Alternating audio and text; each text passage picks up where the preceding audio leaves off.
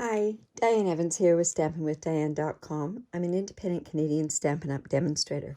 So if this is your first time joining me on YouTube, I'm really glad that you have found me. And if you haven't subscribed, make sure that you do hit the subscribe button below and you'll get notified when I upload a video. Now, if you hit the bell that's right beside that, you'll get notified immediately as soon as I upload a new video. So every Thursday night on my Facebook Live group, I have a Now What series. You buy some of this product, now what? Now what are you going to do with it? I know I have many of my customers that go and they say, oh, what am I going to do with this? So I decided I was going to dedicate one day on my Facebook Lives to do a series of different things. I'm not going like a whole series of Stamparatus all together. I'm mixing them all up so that you get a little bit of this and a little bit of that. So what I did last Thursday was embossing powder. We've all got embossing powder sitting around there and we just have not really used it, or we use it just for the words, right? We just do that. But I want to show you different techniques, and there's some amazing techniques out there, let me tell you. The Stampin' Up! Now has changed. They brought back black and they also brought back copper, which excites me. But they come in packs of 3, but you get 3 half-inch tubs like this. I don't store mine in my tubs like this. I'll show you how I do store mine. So we're going to learn and do something a little bit different with embossing powder this week. So I am using the dry brush background stamp. This one shows off this technique perfectly. It's such a nice background. Remember to use backgrounds. Backgrounds can be used in anything. So you could use it with color, you could use it with a Versamark, which is a water mark sort of technique, or you could do it with embossing like I'm going to. So we've used this, and then this, I've just put it on this block. This would work great in a Stamparatus. It would work good in any or with the block, but I always, when it's a big surface like this and I'm using the block, I always stamp from this way down. So because we are using the embossing, or we're using embossing powder, I'm using an anti-static tool here. Now this tool is retired, unfortunately, through Stampin' Up, and it was called an Embossing Buddy. But very, very easy. What you can do is you can turn around and you can make your own. You can go to the dollar store, pick up some infant socks, put them both together, put the 2 socks together, put some cornstarch in, and sew it up really good, and you've got yourself an Embossing Buddy. All right, so I've got that good and done. This keeps a static way. That way I'm not going to get embossing powder where I don't want embossing powder, right? All right, so then I am going to go ahead and I'm going to ink up this background stamp. And I'm going to make sure that I get it good and inked up. One other tip when you're using embossing powder is make sure that you do clean your stamps very quickly afterwards. This Versamark can tend to make your stamps perish over time. I mean, it's over a long period of time, but we do invest a lot of money into our stamps, so we want to make sure that we do that, look after our stamps properly. So I have this like this, and I'm just going to turn it upside down, and then I'm coming in with a spare piece of paper, and I'm just going to put it on here, and I'm going to rub it. Now, the other day, I was given what somebody called was a Chucky, and all it is a piece of that floor protector foam on the bottom. This is a recycled jar, and it just gives me a really nice even way of making sure that I've got that stamped all over. Now, I use this also in my Stamparatus, and they call it a Chucky because it was a woman's husband that made this for her, and she had arthritis, and he made this for her, and so a bunch of the ladies named this after him. Pretty cool, right? All right, so I'm just going to take that off like that, and then I'm just going to lift this up. And now we can put this aside. Don't forget to clean that. So you can kind of see where the marks are. And now I'm going to bring in my embossing powder.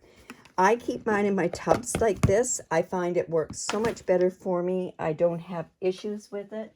It just is 100% better for me. Now I'm just, okay, I want to make sure that I had my silicone mat.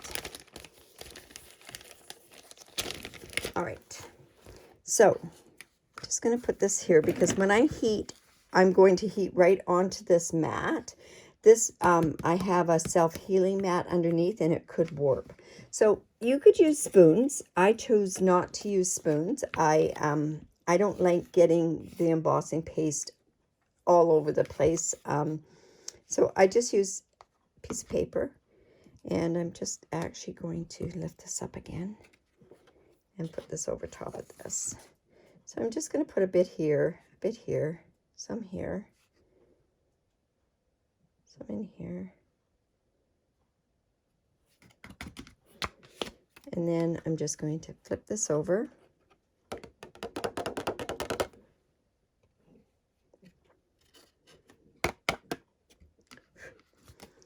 And that's the silver. And then I'm going to come in with my gold. And I'll do the same thing with my gold.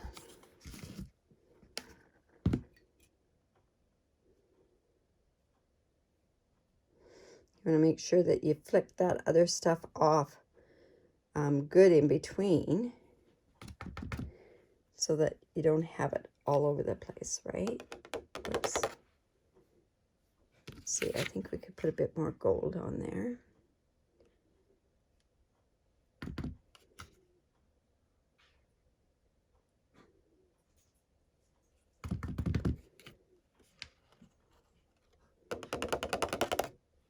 There we go. And now I'm going to come in with my copper.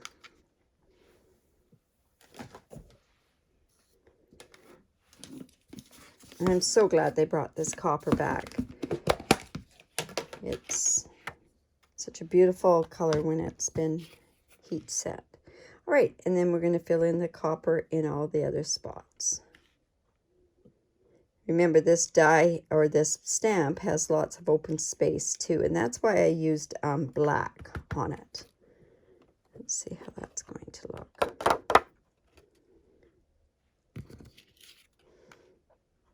We have a little bit there.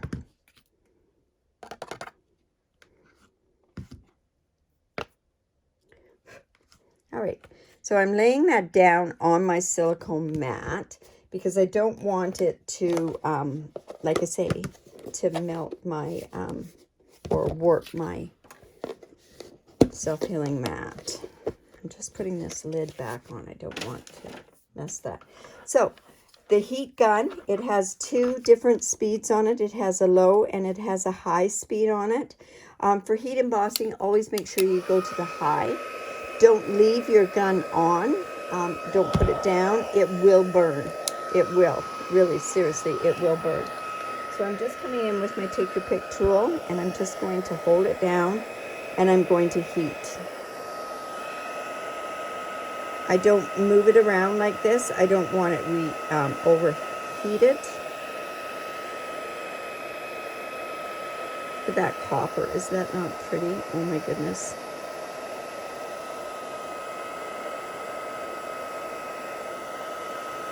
And this background just makes it so pretty, this whole effect itself.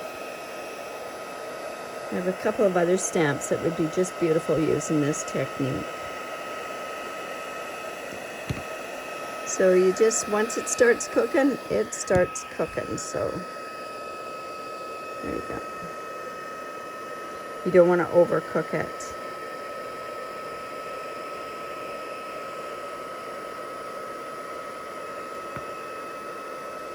There we go.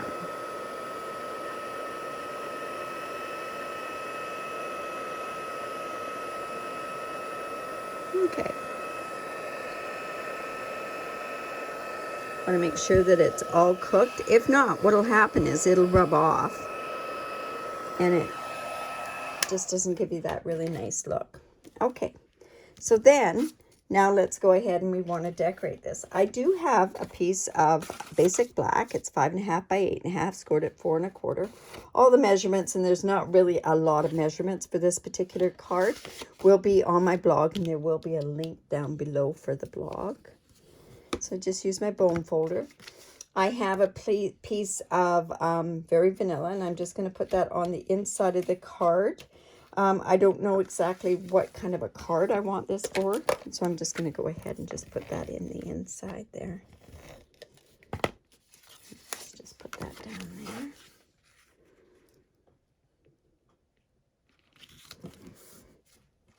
So, and then let's just go ahead and put this on here. Now, this is a little warped because of the heat setting. So I'm actually going to go ahead and I'm going to use my glue to get it down. You could also use your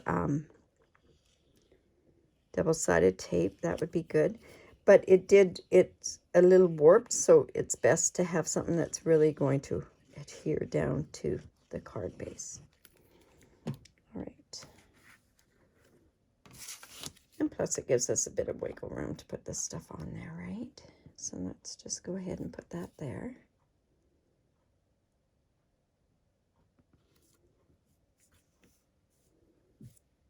Whoops. Not want that to come out there. Now, if you ever get that sort of stuff, just take a sponge, and a sponge actually takes that glue off. Now, I guess I could go like this and just put on my block, because it's quite a heavy block, and then I can bring in my other stuff. Now, I want to also, I have this cut from my Meadows dies, this beautiful state label. So I'm using that, and plus I'm using one of these dies here. So let's go in and let's see how that's doing. Not too bad. We'll just put that back on top. Just going to use my embossing folder again. And I'm using, now I'm going in and I'm using a happy birthday stamp. And this happy birthday stamp is from the Peaches, your peach stamp set. I like, when I'm going on to black, I really like to have a photopolymer stamp set. And I probably should have this on a paper piecing mat. But let's just see that we've got this okay. And I'm going to use my gold embossing powder. Oh, it's a little crooked.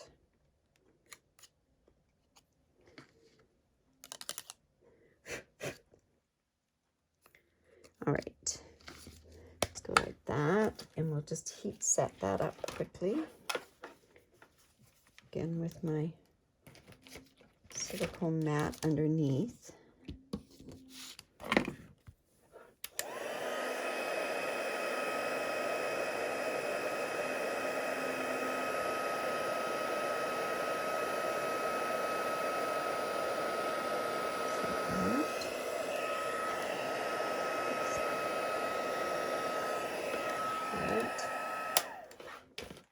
And now what I can do is just take these pieces out.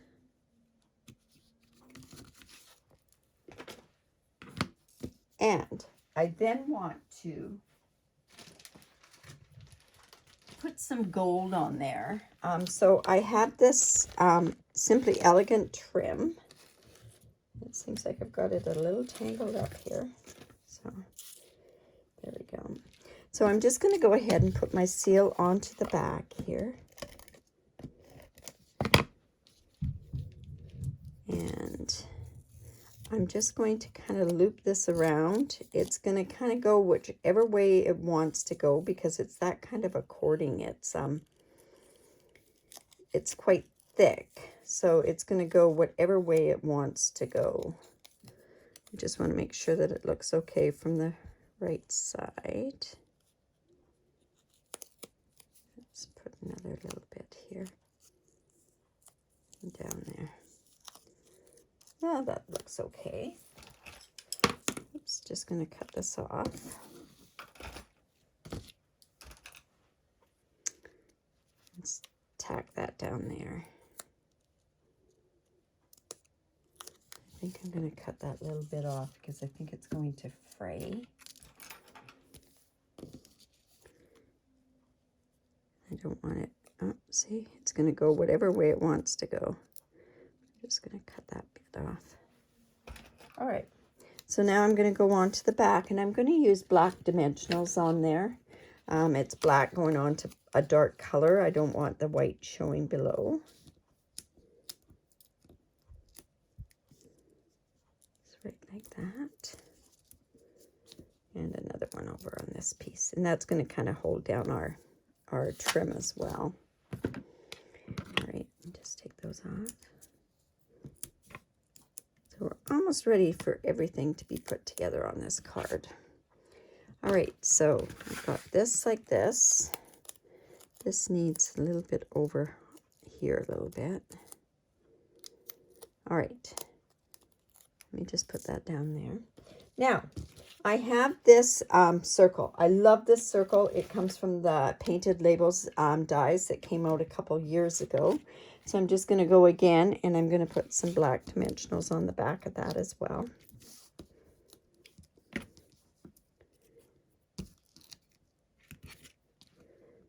And here.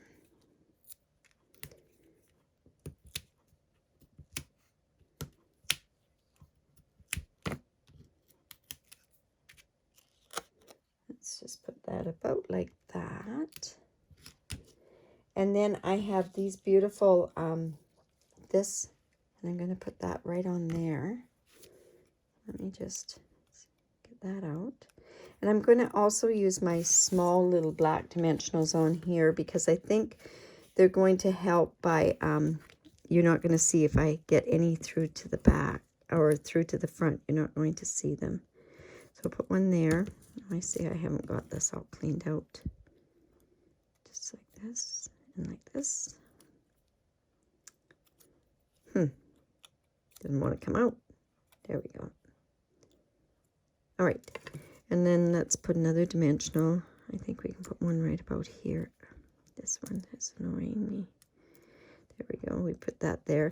And then I've got a couple of cut ones here. Half ones here. So I can put that. Let's put one up here. And another one, let's see.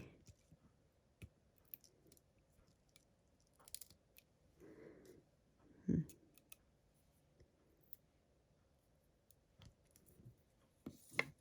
we'll put one here. There we go. Just take these backings off. And I just want that so that it pops up a little bit. I guess I could have put one down here too. That probably would have looked okay down here. Yeah, and let's just take that off. And let's go ahead and put that onto here. That piece does not want to come out. There we go. Let's just put that like that. And now we can put this here. So, and then I think I'd used gold faceted gems, but I don't know if I have those down here with me. But I will show you that on this card. So their card. So I hope you like that. So that gives you another reason to use embossing paste. There's my card there with the gems on there. I think it looks quite nice there. So I hope you like that. If you did, give me the thumbs up. Also, make sure that you do subscribe to my YouTube channel. If you have any questions, just pop them in there and I'll be sure to answer them for you. Also, if you live in Canada and you don't have a demonstrator, I'd love to be your demonstrator. I have a very generous host reward program for you. And also I give away tutorials each and every month. So, like I say, have a great day and I hope you enjoyed that technique. Bye for now.